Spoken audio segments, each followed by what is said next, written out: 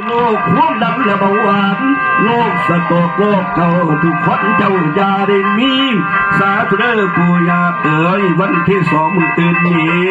ให้ทุกรถตัดเด้รถดีทุกทานใครก็ได้ทุกคนได้ยายผู้ที่มาวันนี้เป็นแสบที่เงินล้านทุกคน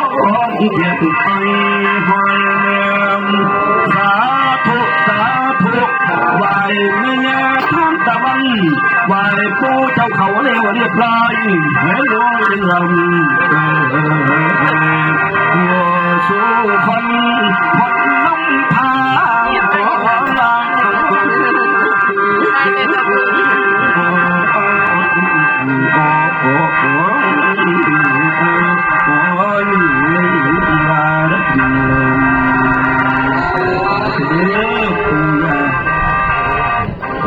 เด้อป่วยงานนี้อาตุสาธุทำไมร้านเจ้าค่ะปูรู้จักเวลาแง่มากร้านเองเป็นงานนกปูสอนมั้งลูกไปแม่ก็ต้องพอเรื่องสมพงษ์ถึงแล้วบอกสมพงษ์พงษ์ถึงแล้วมาใบบอก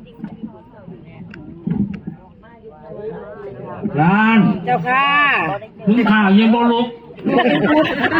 มาทันได้ขาแข็งถือดูเจ้าค่ะโอ้ย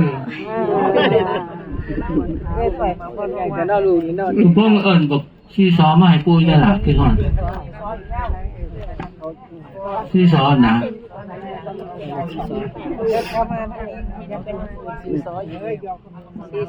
ไอ้สะพงเอิญซีซอไป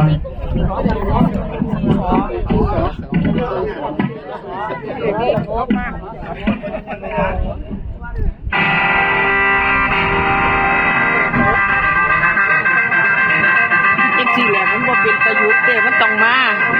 แต่ว่าจังก็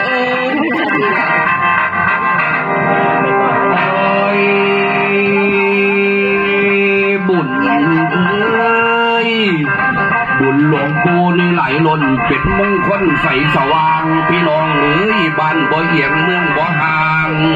พระลาสางจังเป็นลายสายยงใหญ่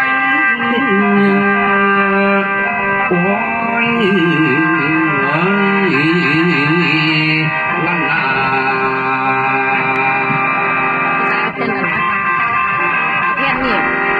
ยอมนโมติตังถึงทานผู้ไว้ชนด้วยกุศลผลบุญผู้ทำวันนี้บารมีของข้าให้ทำมาแต่ศาสตร์ก่อนขอวิงวอนเรียกเกินวิญญาณเจ้าผู้ดวนไปงบเอ๋ยสายเอ๋ยสมส่วนวิรชัยสนันขอวิ่งว่างเรียกเอิญวิญญาณท่านผู้ดวนไปสิอยู่เหนือลงไปตะวินหลอกเนื้อตกย่อกุศลผลโยกกาววอนวานเดินวิญญาณเจ้าถึงหาสอนอยู่แดนใดพระจอมไตโลกบาลทรงวิญญาณขึ้นมาพีพระตัทธรัตถะพระวิรุลหะพระวิรุปักขะพระกุเวรุรัตเจ้าเอาวิญญาณขึ้นมาทรงสมประสงค์โปรดท่านแจ้งไว้วันนี้แม่นดวงมา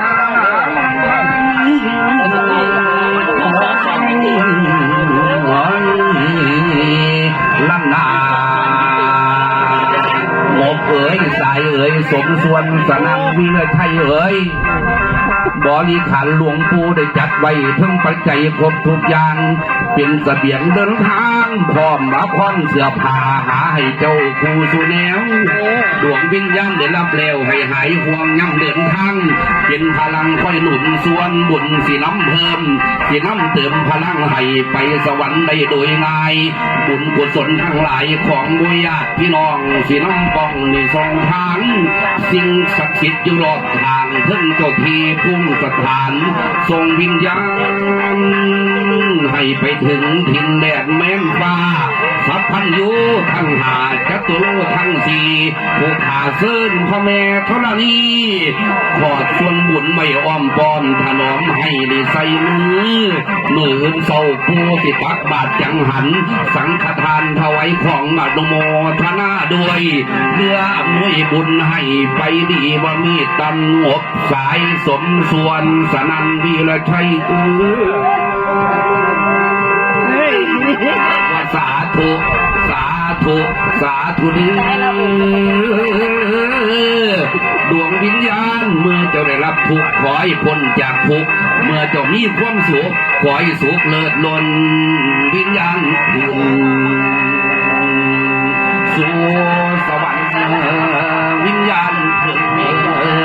สู่สวรรค์แสนลมให้อยู่ดีอยู่กันนั่นนา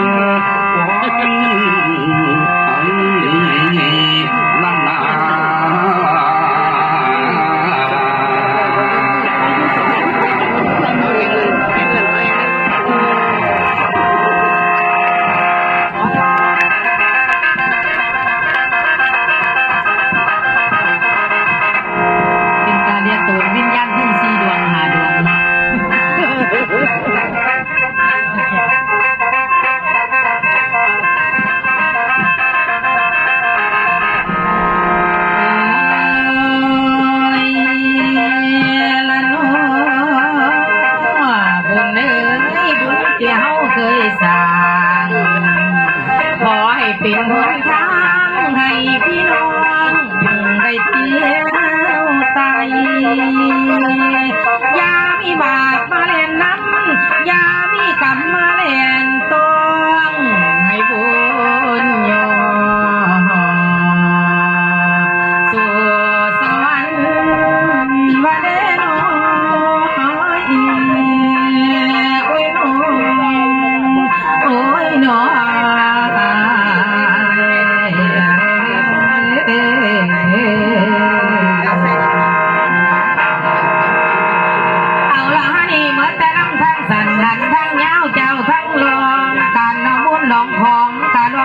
ที่เลี้ยวไหลม่องไปเที่ยวลำทั้งเชียงรายก็เคยไปน้องเลี้ยวลำนองลำของสายลำขงลำซีกระดวงไปลิ้นใจเที่ยวน้องให้ก็ไปแล้วขันไหลที่ไหลเถื่อตะวันออกเฉียงเหนือถาดพระนมกับห้องนั้นหันลงใต้ตะฟังคงเมืองคงเกี่ยมอยู่ทรงน้ำมุนลังไหลตัวเมืองบนบ้าดินกะลองไหลก็นิดลาสำนักอ้างมาคือขีดเงินหาหลวงปู่สอนของเฮาผู้ใดไหลหลุดลวงความเป็นห่วงของพ่อแม่พี่น้องพัดเท้าบ้านประชาชนเสียงเสียไหลเนี่ยล้นผู้ใดลาสังขารบีในสงฆ์ของทำบ่ห่างไหลบ่หน่อยสร้างความดีเอาไว้บีในสงฆ์ให้สมซื่นพี่น้องไก่ไทยบ้านเดินพากันไหลหลังเขาปัดใจเต่าดอกอังโหมมีแต่คนยกย่องสมเกียรติกิตติคุณเป็นพระบุญบารมีดอกที่เคยทำไว้ปีในสงดำน้องเยี่ยมบ่มีเสียคอยดังนับว่าเป็นตัวอย่างในของสงองค์พระเจ้าบ่มีเศร้าดอกเสียงสีเปิดเวทีโลดกว้างให้เจ้าพูดสะดุดใจ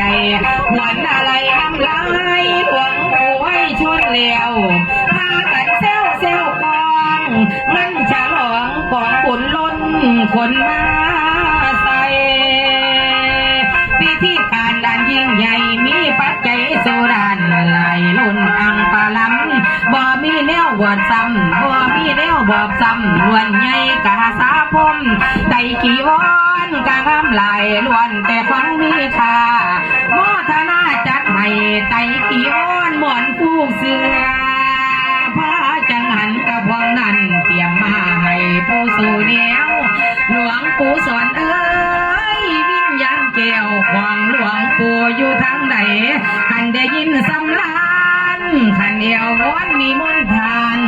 กราบนิมนต์เนรค่ะมาพิจารณากาสาผาอันควรค่ะไต่กี่วันดังสามาคือเลี้ยงมางามหล่นมา หลับเขาหลวงปู่เอ้ยเมื่อนี่สำนักนางเป็นตัวแทนของทุกท่านได้มารวมในงานสถานที่ที่สร้างก่อกราบนิมนต์ให้หลวงพ่อดวงวิญญาณในหลวงขึ้นถึงสันพานนิพพานมีท่านั่งแปลว่าเป็นที่ว่างบ่มีเกิดบ่มีตายนับว่าเป็นวิมานทิพย์บ่เปลี่ยนแปลงดอกเงินลางเป็นจนทั้งอันสุดสิ้นเป็นหนทางอันสุดสิ้นของเฮาประสงสัยแม่นผู้ใดก็อยากไปแต่นิพพานบ่หันกันแต่ผู้สู่คนแต่มันไปบ่ได้เพราะกิเลสมันหลายผู้เพิ่นเป็นหน้าบุญแน่รักษาเอาไว้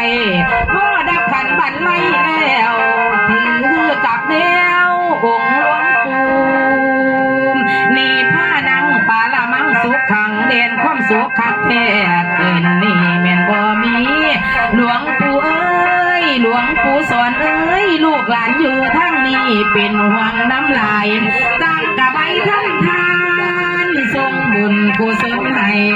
ขอให้ไปถึงช่วงวิมานทองขันลอยลอง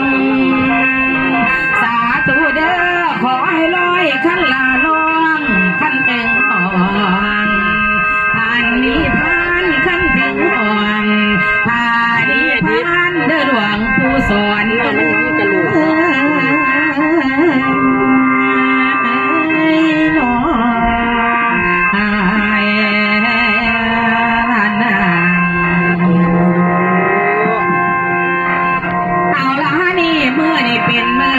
วันที่1 พฤษภาถือเป็นวันนัดพบพี่น้องมาห่มทอนกีตาวนหวังสิอาศัยสนบารมีของเมีย10 บันซาเปิ้นกะเอิญมาห่มทอนเข้าใส่กันถือกันมาแต่ปุ่นอดีตเก่าปังปฐมเสียงละงมส้มแซวสิก่อเป็นงานขึ้นตอนกลางคืนหาไว้เตรียมไปใจแก่แบกหัวหมูไก่ต้มข้างหน้าเลี้ยงแม่ยาเฮาเมื่อนี่ละถือว่าเป็นมือเขาบอกเราบนบานได้บนบ้านร้านขายดาบพงล้อปงไว้ได้มาถวยถวายให้บูชาลำบันลำคาฉันสำราญพิมพาผู้ที่มาโอหลวงสลองให้ดอกบานเสียงสาธุเด้อขอไหว้หมดสู่เมืองผู้กับยาผู้ศักดิ์สิทธิ์มีนิติทรงธรรมโปรดโมคนในสมมงเขากำแพงลือกองมองทางใดก็เย็นสุ่มบารมีของแม่ยาห่อห่มกุมดอกเดียมงำอยู่ทางใดสู่กำเพิ่นเดี่ยวลำนำเลอยู่น้ำแก่น้ำบุ้มซอยรักษาเอาไว้ความทุกข์เป็นยามาไกลขันเงินคำให้เหลือใจบ้านของเฮาบ่ขาดแบ่งขันเงินล้านอังกระเป๋าเมื่อนี่ลาทุกคนในมาเต้าบอกเก่าหวานขานได้บนบานวันขอให้ดังใจประสงค์ไว้การค้าขายก็รวยขึ้นขันปัดใจใส่ใจคิดจะกันตกไปแม่ยาเฮาซอยโอสมแบ่งปรารถนามาวันนี้พวกพ่อลุงแม่ป้าได้ตั้งแต่งอาหารทั้งข้าวหวานไรแนวดอกสิ่งของดอกไม้ยังเตรียมเสบียงมาให้ถวายเฮาเจ้าแม่ยาเตรียมเสบียงมาให้ถวายหัวขั้นเป็ดไก่ผลตะลาหมากไปของสุ่มดอกเพียงหวานทุกคนที่ได้มากล่าวตานบอกกันดอกวันสัจจะอธิษฐานบ่ไล่ลากับองค์ลงไว้ท่านโชคดีสิมีให้ได้บนบานวันเก่าเมียยาวไก่จ้องหน้าหัวลังกินดอกเกินลำในเมื่อนี้พอสัทธาเพิ่นตั้งพวกพ่อใหญ่พี่น้องบ้านเฮาเพิ่นตั้งบอกแม่ยาทั้งตะวันเป็นพยานในสัจจาดังที่สัญญาไว้ผู้ของเฮายาของเฮาเพิ่นกระโดนบันดาลให้แมวใดก็ได้ได้เป็นคู่เป็นนายการว่าหายกับ บินกำไรล้านดอกหมื่นแสนซาไปเมื่อทั่วแคนดอกเมยาผู้ศักดิ์สิทธิ์ให้สมควรเลิกคิดดอกยาเฮาประทานให้ความเหลี่ยมใสจะมีขึ้นเตรียมอาหารหวานข้าวถวายเจ้าผู้สุยางสุราดองเครื่องสุ่มมาไหลควงดอกควงงามมีทั้งกล้วยและอ้อยลูกหลานเตียงมาถวายคิดจากอันเงาใดให้บังมีดอกเงินล้านผู้มางานวันนี้ให้สุขีดอกนี้มังมีกำลังอย่าอ่อนล้าขาเท่ายังไหลมึนแม่ยาเอ๋ยรับของลูกหลานแล้วให้โศกใหญ่มหาศาลรับของลูกหลานแล้วให้หมู่ลูกนี่ได้โศกใหญ่มหาศาลจงประทานความสุขทุกอย่ามีมาไกลสิไปเหนือไปใต้ให้มีใจโศกใหญ่มีแต่คนลักไข่ไก่ไก่ให้พยายาม